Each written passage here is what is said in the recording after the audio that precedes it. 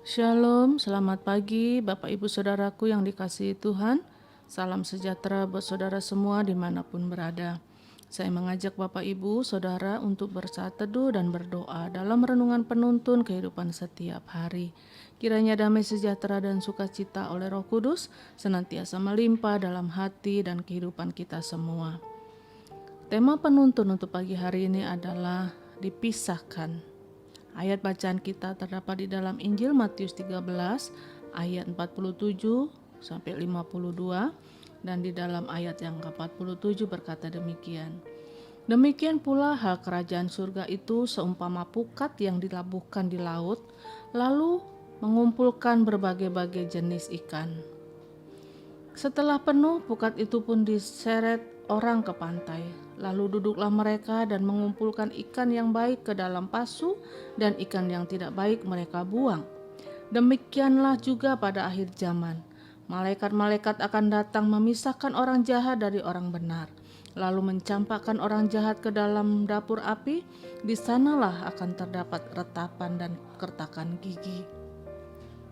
Bapak Ibu Saudaraku yang dikasihi Tuhan, melalui perumpamaan yang kita baca hari ini kita mengerti bahwa pemisahan akan terjadi di antara mereka yang telah diselamatkan oleh Tuhan, di antara mereka yang telah memiliki kepastian di dalam Kristus. Karena Alkitab jelas berkata bukan orang yang berseru Tuhan, Tuhan yang akan masuk dalam kerajaan surga, tetapi setiap mereka yang melakukan kehendak-Nya.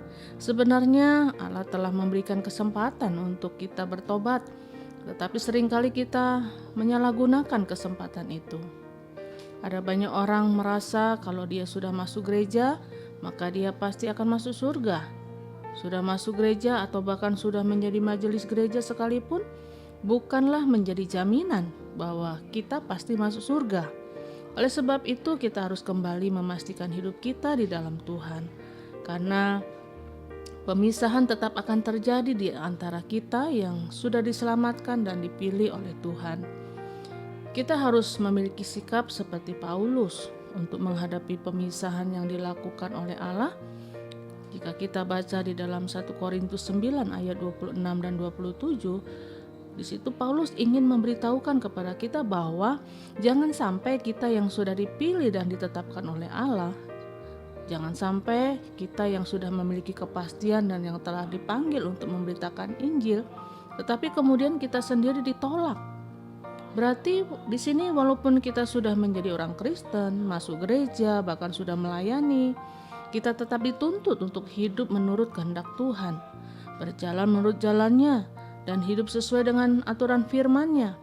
Dan itu sebabnya Paulus bicara tentang 3 hal yang penting untuk kita pada pagi hari ini. Yang pertama, kita harus memiliki tujuan yang jelas.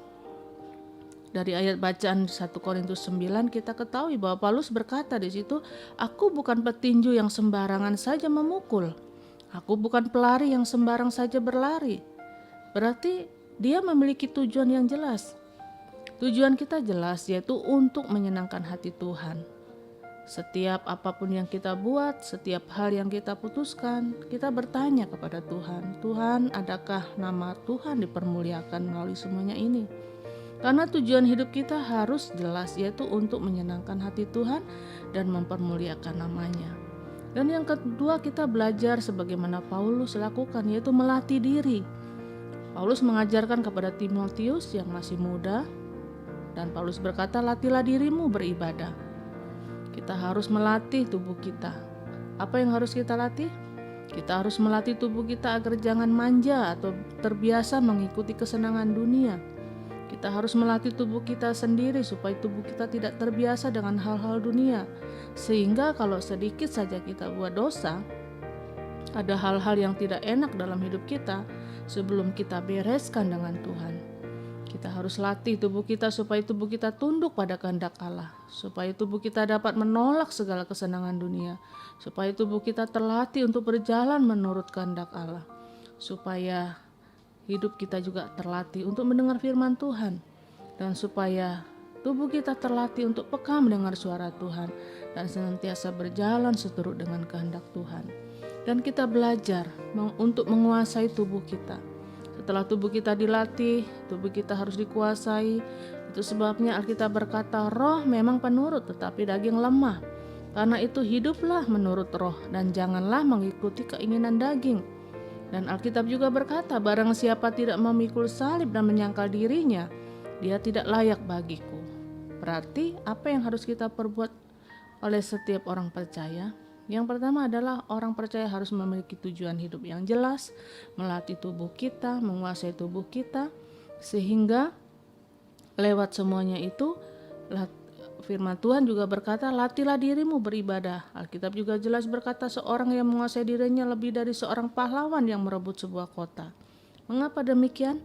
Karena roh memang penurut tetapi daging lemah. Karena itu Bapak Ibu Saudaraku yang dikasihi Tuhan, pemisahan akan terjadi di antara mereka yang telah dipisahkan dan dipilih oleh Tuhan. Karena itu kita harus memiliki tujuan yang jelas, melatih diri kita sesuai dengan firman Allah, kuasai tubuh kita sesuai dengan tuntunan Roh Kudus. Maka kita akan melihat bahwa kita yang akan dibawa ke dalam kerajaannya dan untuk menyatakan kemuliaannya lewat hidup kita. Amin. Mari kita berdoa. Bapa, ajar kami untuk kami sungguh-sungguh hidup di dalam rencana Tuhan. Ajar kami untuk memiliki tujuan yang jelas dalam hidup kami, yaitu tujuan kami menyenangkan hati Tuhan. Ajar kami untuk kami melatih diri kami, melatih tubuh kami untuk beribadah dengan sungguh-sungguh. Dan ajar kami untuk menguasai hidup kami, menguasai diri kami, menguasai keinginan kami, agar hidup kami semakin berkenan kepada Tuhan. Hari ini bawa kami pada tuntunan-Mu Tuhan, agar kami boleh berjalan seturut dengan kehendak-Mu. Di dalam nama Yesus kami berdoa. Haleluya. Amin. Kiranya berkat yang sempurna dari Allah Bapa kita, kasih karunia dari Tuhan Yesus Kristus, dan persekutuan yang indah dengan Roh Kudus menyertai kita semua dari sekarang ini dan sampai selama-lamanya. Maju terus dalam tuntunan Tuhan, tetap semangat, sampai jumpa esok hari dalam penuntun kehidupan setiap hari, dan Tuhan Yesus memberkati.